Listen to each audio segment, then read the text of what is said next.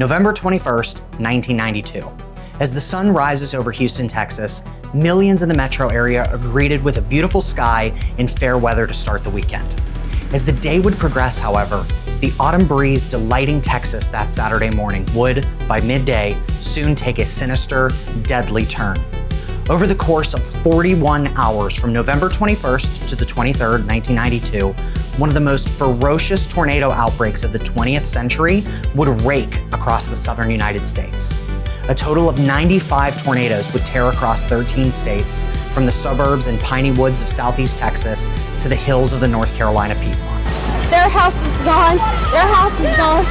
She was sitting in a chair and the wall blew down on her. The November 1992 widespread outbreak is the 9th most violent tornado outbreak in U.S. history when ranked using the outbreak intensity score.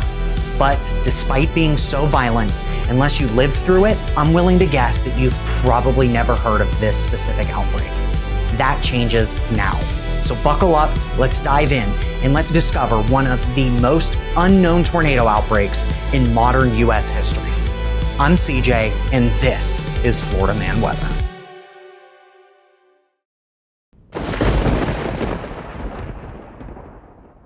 "1992 was a strange, unsettling year for weather in the United States.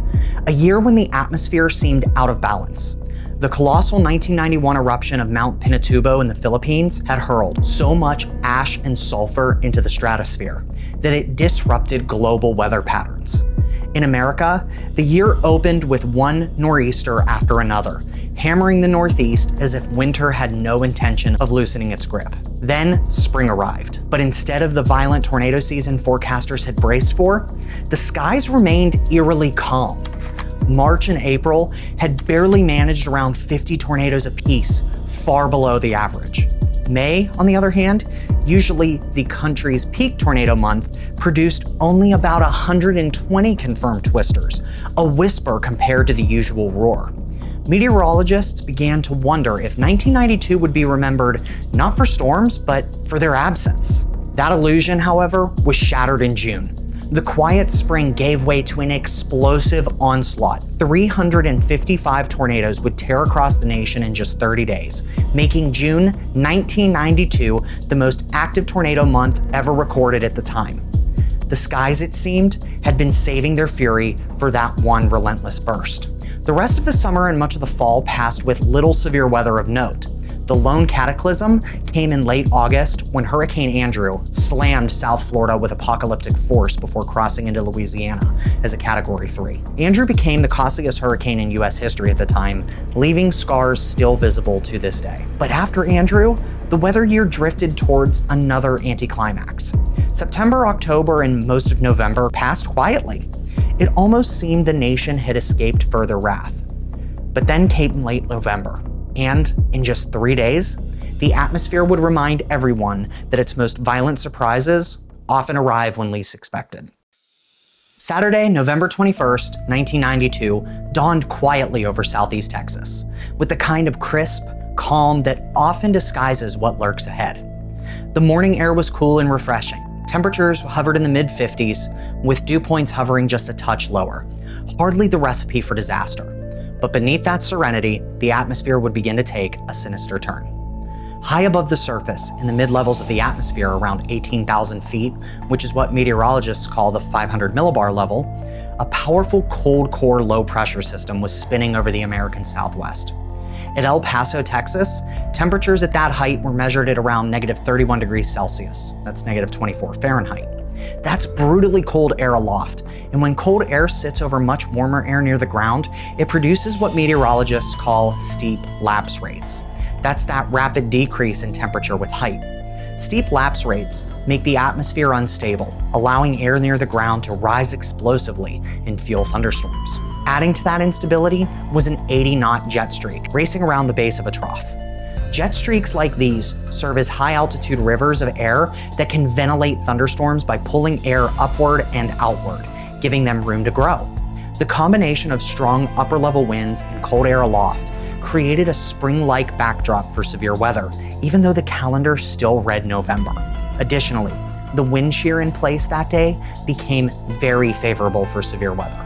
A weather balloon launched from the Weather Service office in Lake Charles, Louisiana, captured the volatile vertical wind profile. Surface winds from the east, low-level winds shifting to the south, and stronger winds from the southwest higher up. Not only were the winds changing direction with height, what forecasters call directional wind shear, but they were also increasing rapidly in speed, called speed shear. This created a pronounced clockwise curving of the winds with altitude, the exact signature that favors rotating thunderstorms or supercells. Throughout the morning, a stalled frontal boundary was stretched from Texas into the Midwest. However, instead of pushing south as a cold front, which is typical, the front instead began retreating northward, behaving more like a warm front, allowing moisture-laden air to rush northward from the Gulf. Yet, even with this surge of moisture, forecasters wondered if enough warm, moist air would move into southeast Texas in time for storms to form. But by 10 a.m. on November 21st, the answer became clear. The atmosphere had transformed very dramatically as the sun crept higher into the sky. Temperatures in Houston soared into the low to mid-70s, and dew points had leapt from the mid-50s Fahrenheit at the surface to the upper 60s to near 70. That's the kind of sticky, nearly tropical humidity more common in May than in November. This surge of moisture created even more instability, measured by a parameter called CAPE, that's the convective available potential energy. CAPE tells us how much fuel the storms have to work with, and values of around 1,000 joules per kilogram were observed in parts of Texas. By spring standards, this was modest, but paired with the extreme wind shear in place, it was more than enough to produce tornadoes. Forecasters at the National Weather Service in Houston saw the writing on the wall. That morning, they issued a special statement warning of an increasing tornado threat, aware the atmosphere was primed for something extraordinary. They also noted that the atmospheric setup that day was more typical of a late April severe weather outbreak than it was for late November. Finally, around midday, the upper-level trough had dug deeper into Texas, providing the final spark to ignite the powder keg that lay overhead. Not long after noon, the skies unleashed their fury. The horizon darkened as towering thunderstorms erupted with explosive force. These storms quickly began rotating, becoming menacing supercells, and began marching eastward toward the Houston metropolitan area. At 1:30 p.m. Central Time, the first tornadoes would claw down from the turbulent clouds over Wharton County, Texas, southwest of the city. Rated F1, this tornado was modest in size, but menacing in implication, the opening act of a performance destined to grow far more violent. These storms continued to intensify. By 2:20, another supercell spawned an F2 tornado near Fulshire and Cinco Ranch in Fort Bend County. It ripped through homes still under construction and then struck the West Houston Lakeside Airport. Metal hangars were shredded, a dozen small aircraft reduced to twisted wreckage, and inside the airport, about 30 people huddled in a reinforced shelter, waiting for the roar to pass. When the doors finally opened, the world outside looked unrecognizable, but every life inside had been spared. The tornado then tore into the western suburb of Katy, stripping roofs and walls from homes in the Kellywood subdivision. One 11-year-old girl survived only because her mother had pulled her into a closet moments before the room she had been playing in was obliterated. By mid-afternoon, the Houston skyline stood under siege. Between 3 and 4 p.m., 3 tornadoes touched down simultaneously in Harris County, a nightmare scenario for any city, let alone for the 3 million residents of Harris County. One tornado, rated F2, formed near Herman Park in the city's heart. It carved an 11-mile path through neighborhoods like the 3rd Ward and the East End, ripping the roofs from homes, mangling businesses, and likely triggering a natural gas explosion in the industrial district. More than 600 structures were damaged. Among the chaos, a man in an auto shop was lifted 10 feet into the air, slammed back down, and lived to find both of his cars crushed by debris. On the city of Houston's east side, however, something even more terrifying was brewing. At around 3:30 p.m., a supercell near Pearland intensified into a monster. The funnel ballooned into a wedge, 3/4 of a mile wide, and charged northeast across the Houston Ship Channel. This was the Channelview tornado, the strongest of the Texas outbreak, reaching a peak intensity of F4. In the Sterling Green subdivision of Channelview, entire rows of homes were obliterated. Surveyors documented more than 180 houses were stripped of their roofs, 88 were reduced to a few interior walls, and 14 were swept completely clean from their foundations. The Houston Chronicle compared the destruction to Hurricane Andrew, which had just devastated South Florida 3 months before. For Southeast Texas, a region rarely visited by violent tornadoes, the devastation was almost unimaginable. By the time the day ended, Houston and surrounding counties had endured 6 tornadoes, including the Channelview F4, 2 F2s, and multiple F1s. But as bad as the day had been, the night was only beginning to bare its teeth. The atmosphere over the Deep South grew more volatile by the hour. What started as a Texas outbreak was mutating into something far more sinister, a nocturnal siege that would etch its mark in Southern history. By the evening of November 21st, Louisiana was feeling the full brunt. Explosive supercells boiled eastward out of Texas, hammering the parishes of Louisiana with fury. Between 9:30 and 10:30 p.m. Central, 4 tornadoes would touch down, 2 of them powerful long-track F3s that carved deep wounds into the land. One cut a staggering 46-mile path across Catahoula, Tensas, and Madison parishes, injuring 11 but sparing lives by sheer chance. Another roared into Concordia Parish near Monterey, wounding 6 more. And along the Mississippi River, smaller but still punishing F2 twisters flared up, shredding homes and scattering debris into the night sky. Louisiana had been battered, but across the river in Mississippi, the atmosphere was primed for even greater violence. And as midnight approached, Mississippi stood directly in the crosshairs of what was about to become a night of terror. After 11 p.m., 2 monstrous supercells unleashed one of the most violent barrages of the entire outbreak. Mississippi would suffer worse than any other state. 15 tornadoes in a single night, 15 dead, and nearly 300 homes obliterated, with hundreds more left in ruins. By dawn, 21 counties were disaster zones, declared by Governor Kirk Fordice. Central Mississippi, in particular, was about to be carved open by one of the deadliest tornadoes in living memory. The first of these supercells crossed into Mississippi with a strong F2 already on the ground, but at 11:27, a far more sinister tornado would touch down near Hopewell in Copiah County. This was no ordinary twister. It would become the longest-lived and deadliest of the outbreak, carving a nearly perfect diagonal swath across the state. This Goliath tornado was on the ground for 2.5 hours, tracked an astonishing 128 miles, and devastated 7 Mississippi counties. Its path reads like a grim roll call of Mississippi towns. In Florence, a mobile home park was shredded, killing 2.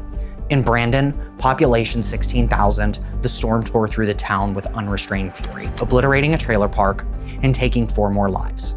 In Brandon's East Haven subdivision, a sturdy brick home was scoured from its foundation. Inside, a Cub Scout sleepover turned into a nightmare when 3 young boys inside and a father were killed. Survivors later spoke of a roar like 10 freight trains and a darkness that swallowed everything.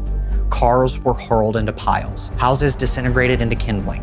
Rescue teams spent hours combing through the wreckage and forest, attempting to recover all of the victims. The tornado pressed on, leaving more ruin in its wake. In Scott and Leake counties, dozens of homes were splintered. In tiny Pine Tree, Mississippi, 1 person was killed as houses disintegrated. Attala County saw at least 36 structures destroyed. Finally, near Weir in Choctaw County, the twister claimed 1 final life before lifting around 2:01 a.m. In total, this F4 monster would leave 12 dead and 122 injured along its 128 miles of devastation. Yet, while the Brandon tornado raged, a second supercell to the south was carving its own trail of destruction. Around 11:23 p.m., another long-track tornado, this time in F3, would cut through Jefferson Davis and Covington counties. It left at least 105 people injured, but remarkably caused no fatalities. The storm would lift after 29 miles, but the parent supercell wasn't finished. At 12:14 a.m., it dropped another monster, the infamous Silverena tornado. Rated an F4, this mile-wide beast plowed a 40-mile path across Smith, Jasper, and Newton counties. The Silverena Baptist Church, preparing to celebrate its 125th anniversary, was reduced to rubble hours before Sunday services. Though later debated by some historians as an F3, the official record stands. Silverena was a violent F4. Only fate spared lives here. Despite the destruction, thankfully, no one was killed. As the night dragged toward morning, more tornadoes spun out of the storms. Between 1:30 and 3 a.m., additional F1s and F2s touched down in Lauderdale, Kemper, Noxubee, and Neshoba counties. One F2 in Kemper killed a person and injured another. And by 3 a.m., the supercells finally crossed into Alabama, leaving Mississippi battered and broken. The morning of Sunday, November 22, 1992, broke with the cold front and its violent squall line racing into Alabama and Tennessee, still fueled by a roaring jet stream overhead. The atmosphere was volatile and primed to detonate. But before the day was done, tornadoes would erupt across a vast stretch of the eastern United States. This next phase of the outbreak was defined by its sheer scale. Dozens of twisters would be scattered across multiple states. While most of them were weaker, embedded within the chaos were killers, powerful F3s and F4s that slashed through communities. None would rival, however, the Mississippi F4 of the night before in sheer carnage, but November 22nd was relentless, producing its own tragic milestones. 2 violent F4s in Georgia and another that raked across Kentucky and Indiana. Alabama was hit first in the pre-dawn darkness. At least 9 tornadoes would strike that Sunday, mainly in the north and along the Gulf Coast. Houses were damaged, power lines were shredded, and cars were tossed aside. Yet, against the odds, no one in Alabama died. 43 were injured and several hundred structures were damaged or destroyed, but the toll could have been much, much worse. In Madison County, an F2 would tear through the Huntsville area, stirring grim memories of the November 1989 F4 that killed 21 people in the heart of the city. That tragedy was still fresh, and perhaps because of it, awareness was heightened in 1992. Warnings were heeded, people took cover, and luck and vigilance combined to spare Alabamians' lives. By late morning, though, the storms had crossed into Georgia and Tennessee, and it's here that the destruction intensified. Northern Georgia faced the worst, 11 tornadoes in a single day, 2 of them violent F4s. The first of those would strike the northwestern suburbs of Atlanta around 11:40 a.m. Touching down near Powder Springs in Cobb County, it tore northeast through Kennesaw and into Cherokee County, carving a 20-mile scar and swelling to nearly 800 yards wide. Subdivisions were shredded and tractor-trailers were flipped like toys on I-75. In Kennesaw, more than 300 homes and businesses were damaged or destroyed. In Cherokee County, a church would lose its steeple mid-service, but the congregation inside survived without injury. In all, 46 people were hurt, but none were killed, a miracle credited to the timely warnings and the fact that the storm struck around 11:40 in the morning. This was known as the Kennesaw tornado. It was the first F4 to hit metro Atlanta in decades, and its lack of fatalities still remains remarkable. Around midday, another deadly storm would cut across east central Georgia. Touching down near Eatonton in Putnam County, it tore east into Greene County in the White Plains area, leaving death in its wake. This was Georgia's most lethal storm of the outbreak, killing 5 people, 3 in Putnam County, 2 near White Plains, and injuring many, many more. Churches would lose steeples mid-sermon, houses would be splintered, and survivors would crawl from debris-strewn neighborhoods. Medical centers would overflow with victims from the shattered homes, and later surveys suggested that that storm also reached F4 intensity as well, making it Georgia's second violent tornado of the day. By evening, the state's toll stood at 6 dead and around 144 injured. Atlanta's near miss and the deadly Eatonton White Plains storm underscored the breadth and the ferocity of the outbreak. Further north, the Ohio Valley was rattled. In Kentucky, 4 tornadoes would strike that day. The most violent began in Switzerland County, Indiana, before crossing the Ohio River into Carroll County, Kentucky. Rated an F4, this tornado would obliterate a mobile home near Worthville, killing a woman inside. 9 others would also be injured in Kentucky. Weaker twisters would strike near Bowling Green in Pulaski County, damaging homes and injuring a few more. Indiana, meanwhile, endured 15 tornadoes that day, setting a record for November at the time. Most were small, but one lone F3 would tear across the east side of Indianapolis, damaging or destroying 20 homes and injuring 6. Though no one died, the economic toll was heavy, about $12 million in statewide damage. For Hoosiers, seeing tornadoes so close to Thanksgiving was shocking. It was like spring had suddenly invaded the autumn. But still, storms struck in daylight. With strong TV and radio coverage, many residents were able to shelter in time, averting catastrophe. By Sunday evening, the squall line was surging towards the Appalachians, ready to unleash its final assault on the Carolinas and the Mid-Atlantic. But the damage was already staggering. From Texas to Indiana, tornadoes had carved scars across the land. Entire communities were cleaning up even as new twisters touched down in neighboring states. And by nightfall, 11 states bore confirmed tornado damage. As darkness fell on November 22nd, the storm system showed no sign of relenting. Its squall line and embedded supercells surged eastward across the Appalachian spine, carrying with them the same volatile mix of wind shear and instability that had fueled destruction across the Deep South. Ahead of the advancing front, warm, moisture-rich air had surged all the way up the eastern seaboard. In the early hours of Monday, November 23rd, the Carolinas and the Mid-Atlantic would learn what that meant firsthand. North Carolina was hit hardest overnight. A cluster of supercells barreled across the state late on the 22nd and into the pre-dawn hours of the 23rd, producing 5 confirmed tornadoes. 2 of them, both rated F3, struck after midnight when most residents were asleep, vulnerable and unaware. The most devastating tornado would tear through Orange County, near Hillsborough, northwest of Chapel Hill. It obliterated entire neighborhoods, reducing homes to rubble and scattering families into the cold November night. Officials had tallied 110 homes and 7 businesses destroyed statewide, with the carnage mainly centered in Orange County. The Hillsborough twister alone claimed 2 lives and injured 59 others. Another tornado, an F3, would then carve a path through Wake County, home to the state capital of Raleigh, before continuing into Franklin County, injuring at least 15 people and damaging subdivisions within its path. One school bus that was struck was flipped on its side, a chilling image that would have been far worse had it not been in the middle of the night. In total, North Carolina suffered 2 fatalities and 74 injuries. For November, it was an extraordinary disaster, the deadliest November tornado event in the state history at the time. South Carolina also endured a violent night. 4 tornadoes touched down in the Palmetto State, including one that turned deadly in Saluda County. There, several mobile homes were ripped apart in a rural community, killing 1 woman and injuring 9 others. Other tornadoes damaged homes and businesses in Newberry and Fairfield counties, mercifully without additional fatalities.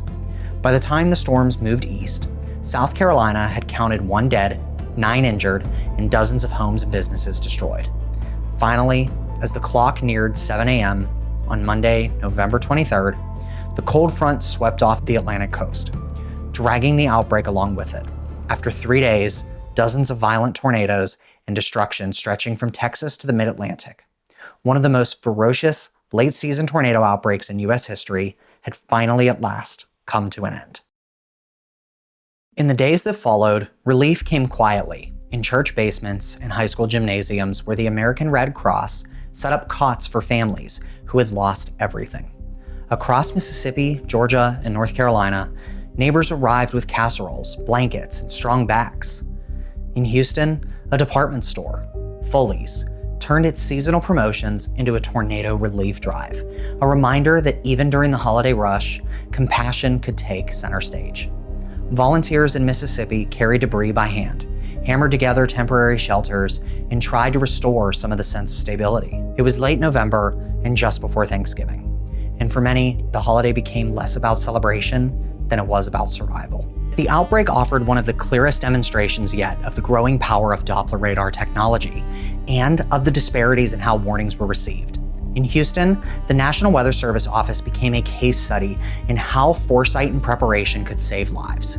Staff there had one of the very first NEXRAD WSR-88D Doppler radars, installed only that year, and they used it with precision. And on the morning of November 21st, meteorologists performed a detailed mesoanalysis of the atmosphere and surged extra staff into the office.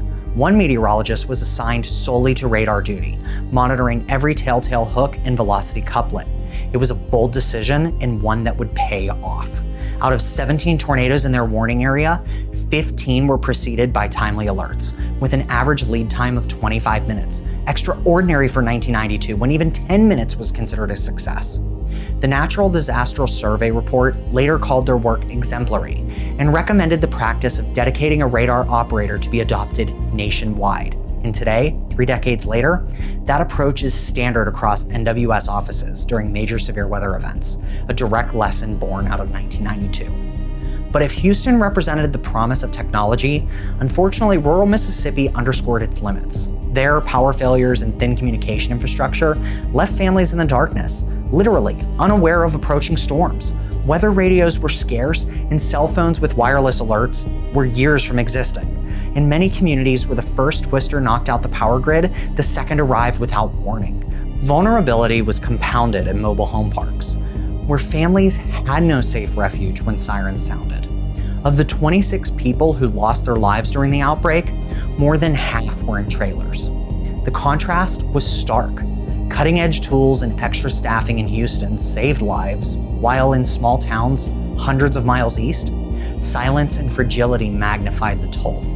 The outbreak became both a triumph and a warning, a glimpse of what new technology could achieve, and a reminder that the reach of preparedness was still uneven. And yet, as powerful and impactful as the outbreak was, it quickly slipped from the nation's memory. Unlike disasters that scar one community beyond recognition, this storm scattered its fury across 11 states. There was no single ruined town to fix the nation's gaze, no singular image that stayed on front pages for weeks. The death toll, though heartbreaking, did not rival the catastrophic numbers of infamous outbreaks. 26 lives lost compared to the hundreds in the 1974 super outbreak. And timing, too, played its role. Only 3 months earlier, Hurricane Andrew had decimated South Florida and dominated headlines. And just a few months later, the storm of the century of 1993 would do the same. Between those defining catastrophes, November 1992 faded into the margins of history, and even its name worked against it. NOAA reports this sometimes labeled blandly as the widespread outbreak, lacking the dramatic shorthand that etches an event into the public consciousness. But for those in the South, the scars were unmistakable.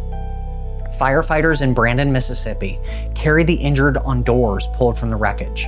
Utility crews would work through the night to bring power back, thousands left in the darkness.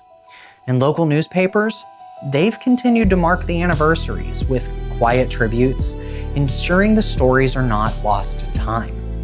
But beyond the region, it became kind of a forgotten tragedy, overshadowed, unnamed, and too dispersed for the spotlight. Historically, the outbreak became a benchmark for what meteorologists call the second season of tornadoes. That's the late autumn peak that few outside the weather community seem to remember.